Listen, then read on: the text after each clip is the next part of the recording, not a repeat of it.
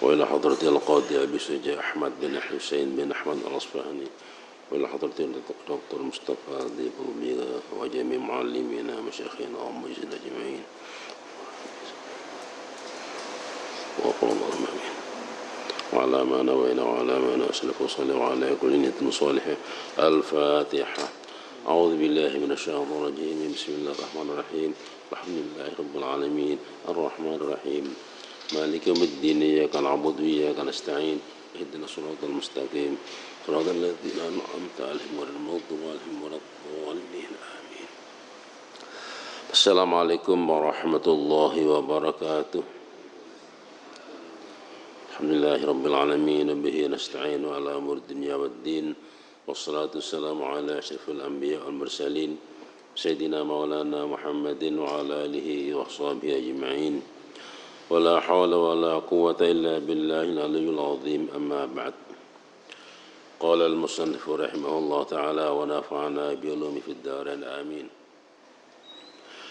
Wadiyatul mar'ati 'alan nisfi min diyatir rajuli. Masih berkaitan dengan hukum qisas, bahwasanya denda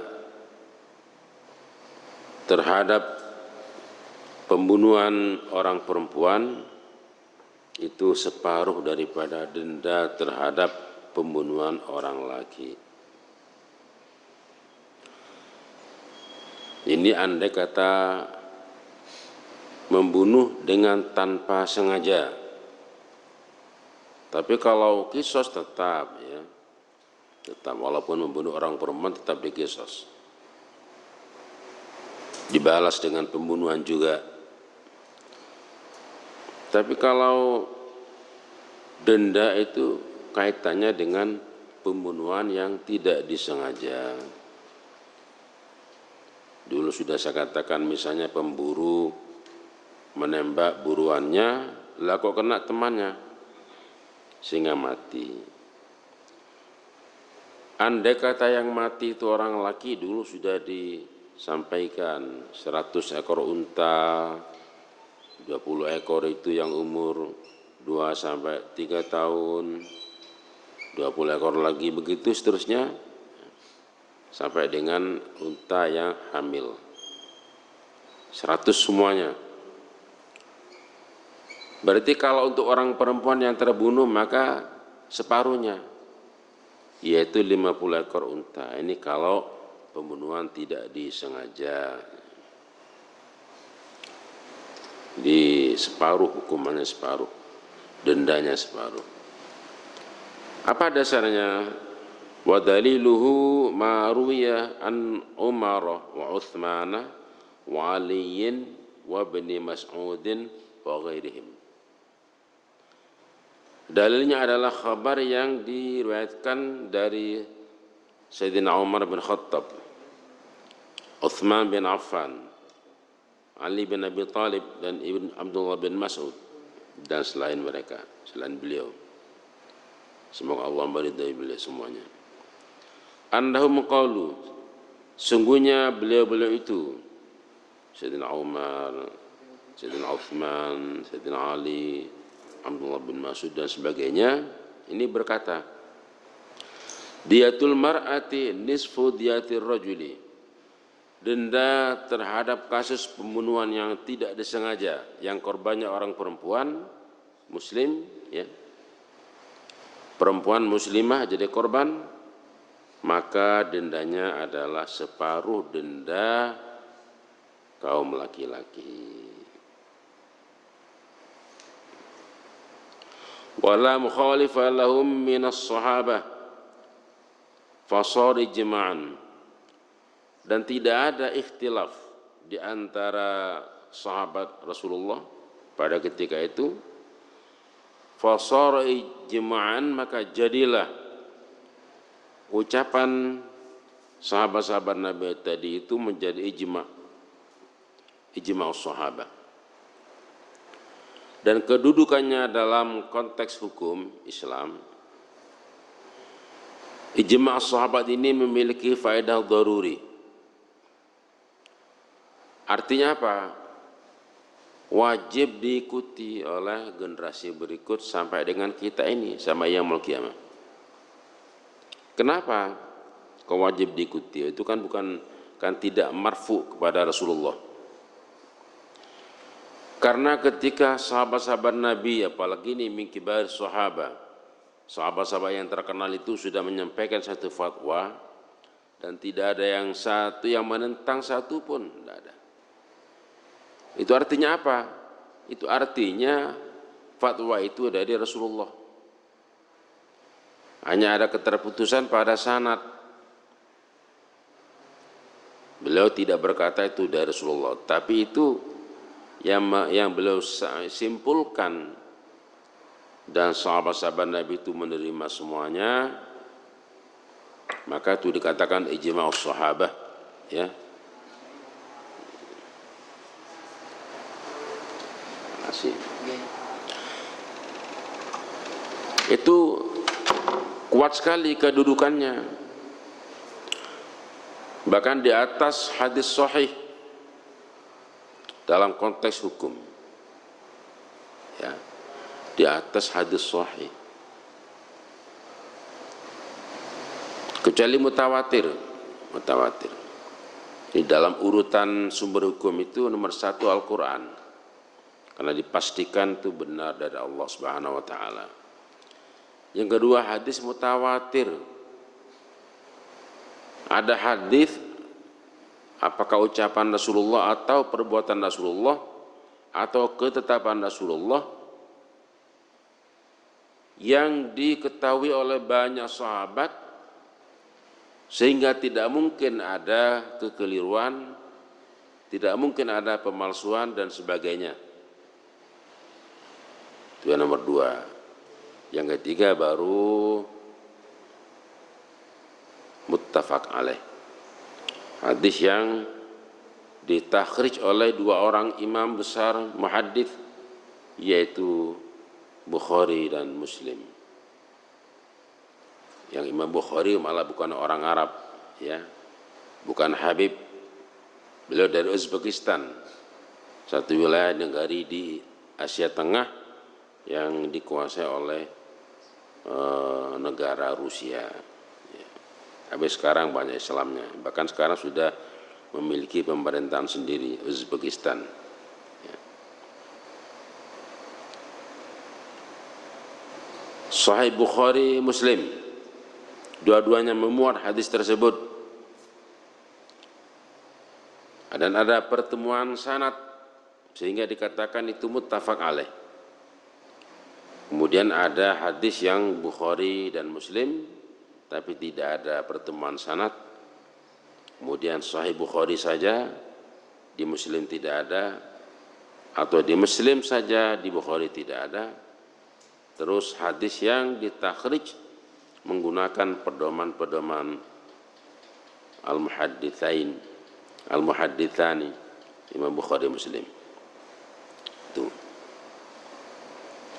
Jadi oleh karena kesamaan pendapat di antara para kibarus sahabat tentang jumlah diyat untuk orang-orang yang membunuh orang perempuan muslim dengan tanpa sengaja itu, maka dikatakan itu adalah ijma'us sahabah ala anna hadza mimma la yuqalu birra'yi, ya, mahma salah cetak, ala anna hadza mahma la yuqalu birra'yi fayakunu fi hukmil marfu'i ila Rasulullah sallallahu alaihi wasallam.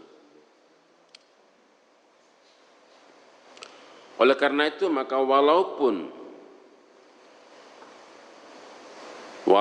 itu tidak marfu sampai ke Rasulullah dalam kaitan dengan rawi, ya, para rawi, tapi itu tidak dikatakan bahwa itu murni pendapat akal yang tanpa berdasar, sehingga diyakini begitulah sabda Rasulullah sallallahu alaihi wasallam yang tidak termaktub di dalam rangkaian sanad hadis tersebut. Marfu, kalau marfu itu sampai kepada Rasulullah. Sehingga kemudian para khalifah setelah Rasulullah wafat diganti oleh Abu Bakar As-Siddiq, terus Umar bin Khattab, ini terus sampai dengan Sayyidina Ali bin Abi Thalib. Semuanya menggunakan hukum yang dipakai oleh Umar bin Khattab. Nah ini. Jadi khalifah Rasulullah hanya 4 sampai dengan Sayyidina Ali bin Abi Thalib karamallahu wajhah. Adapun dinasti Muawiyah, dinasti Abbasiyah, dinasti Turki Utsmani, Turki Saljuk, dinasti Fatimiyah di Mesir, dinasti Umayyah di Spanyol, di Andalusia, dinasti Morabitin dan sebagainya, itu adalah Mamlakah. Semua mereka itu mengaku sebagai khalifah, semuanya. Masing-masing mengaku khalifah. Tapi aslinya apa? Aslinya kerajaan. Ketika orang tuanya meninggal, penggantinya adalah putranya. Begitu seterusnya. Ada putra mahkota. Itu kenapa ketika sekarang itu ada orang-orang yang merindukan khilafah dan sebagainya, ini dengan maraji'nya itu referensinya adalah Turki Utsmani atau Turki Saljuk, itu tidak tepat ya. Karena pada zaman Khulafaur Rasyidin itu tidak ada istilah khalifah turun-temurun, tidak ada.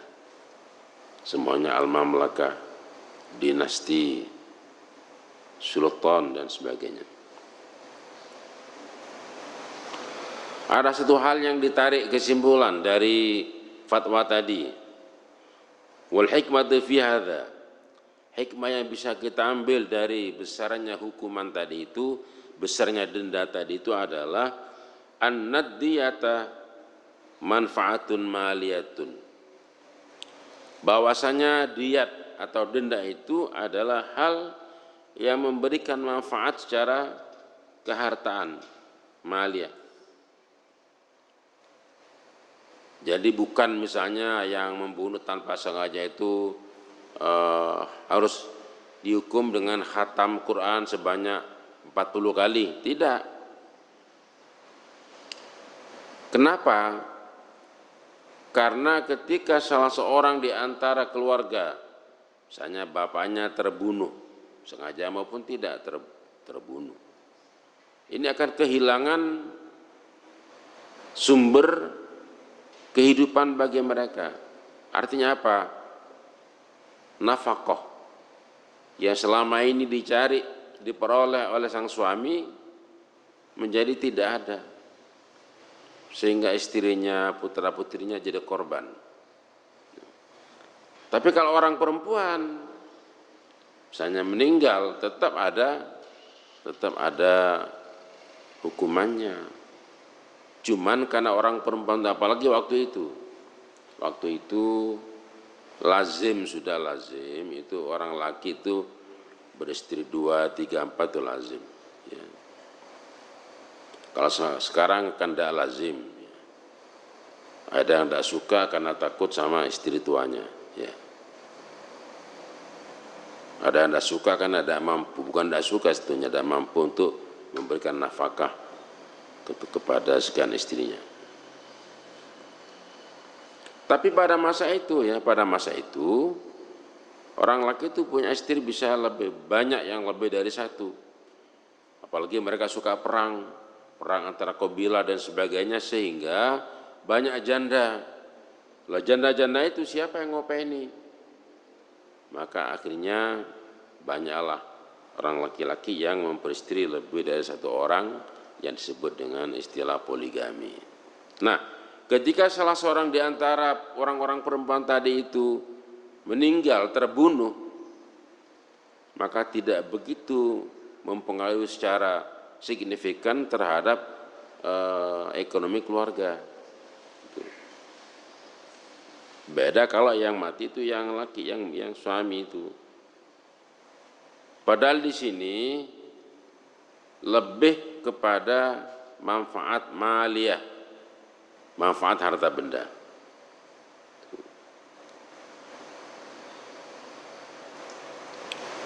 Itu hikmah yang bisa ditarik dari adanya wajib bayar diat, bahwa berbeda. Kenapa? Wa syara'u qad i'tabara manafi al-maliyah binisbati lil mar'ati 'ala nisfi min ar-rajul. Karena memang secara syarak ini bisa diambil sebagai i'tibar, yaitu orang perempuan itu mendapatkan bagian separuh orang laki-laki. Misalnya dalam hal warisan, kal mirathi mathalan, seperti warisan. Ahli waris laki satu orang, perempuan satu orang, bukan kemudian dibagi dua, bukan 50-50, tidak. Tetapi yang laki-laki falidzakari mithlu hadzil unthayain, untuk anak laki-laki itu 2 kali lipat anak perempuan. Jadi bagaimana? Dibagi 3, yang 2 bagian untuk anak laki, yang 1 bagian untuk anak perempuan. Bokoda adil. Nah, disinilah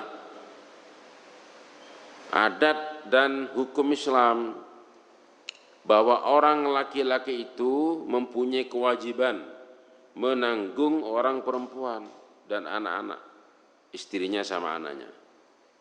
Yang wajib mencari nafkahnya itu orang laki, sandang, pangan, dan papan itu kewajiban suami untuk mencukupinya.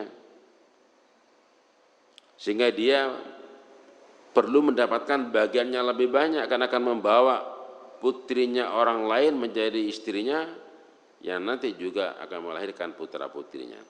Tapi kalau yang perempuan, dia menjadi tanggungan laki-laki yang memperistrinya. Pada akhirnya ketika terjadi begitu, maka akan sama, ya, laki perempuan akan sama haknya. Bahwa kemudian di negara kita ini lazim juga orang perempuan itu cari nafkah, ya, tentunya tidak wajib itu.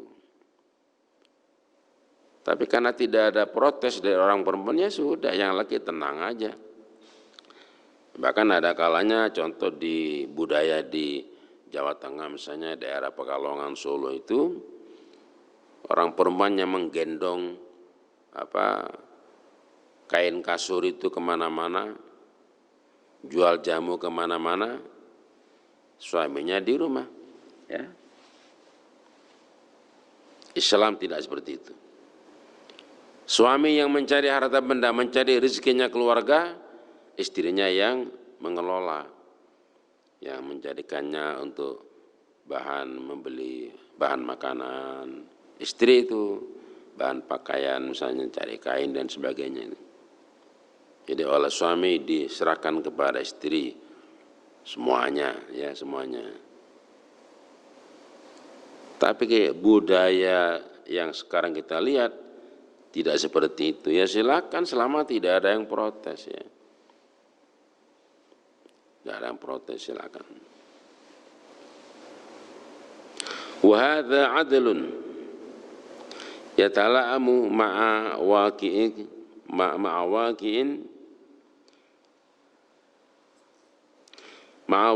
kullin minar rajuli wal mar'ati wa tabi'atihima. Ini sesuai dengan adilnya, itu sesuai dengan ketentuan yang sudah disampaikan di dalam agama tentang orang laki dan perempuannya secara alami memang tidak sama, ya. Secara alami memang tidak sama, baik tenaganya maupun pikirannya dan sebagainya. Baik begitu, tapi berat juga, ya, berat juga. Kalau laki 1.000, 1 ekor unta, kalau perempuan 50 ekor unta, ya berat juga itu. Oleh karena itu maka di sana itu orang itu super hati-hati, ya, super hati-hati untuk tidak sampai mencelakai orang yang lain, apalagi orang Islam ya. Saya kira begitu. Nanti diat untuk orang Yahudi, Nasrani dan sebagainya akan kita baca. InsyaAllah mudah-mudahan oleh Allah diizinkan Kamis yang akan datang. Semoga bermanfaat. Allahumma amin ya rabbal alamin. Alhamdulillah rabbil alamin hamdan yuwaffi ni'amaka fi mazid. Ya rabbana lakal hamdu kama yanbaghi li jalali wajhika 'azim sultanik. Wassalatu wassalamu ala sayyidina Muhammadin wa ala alihi wa sahbihi ajma'in. اللهم ألهمنا علما نفقه به أوامرك ونواهيك وارزقنا فهما نعلم به كيف نناجيك يا أرحم الراحمين. اللهم ارزقنا فهم النبيين وحفظ المرسلين وإلهام الملائكة المقربين. اللهم أكرمنا بنور الفهم واخرجنا من ظلمات الوهم وافتح لنا أبواب رحمتك وانشر علينا حكمتك يا أرحم الراحمين. ربنا زدنا علما وارزقنا فهما واهدنا صراطا مستقيما برحمتك يا أرحم الراحمين. وصلى الله على سيدنا محمد وعلى آله وصحبه وسلم. سبحان ربك رب العزة عما يصفون وسلام على المرسلين والحمد لله رب العالمين. ربنا تقبل منا بأسرار الفاتحة. أعوذ بالله من الشيطان الرجيم. بسم الله الرحمن الرحيم.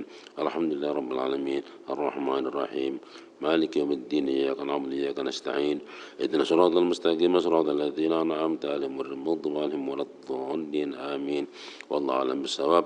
والسلام عليكم ورحمة الله وبركاته.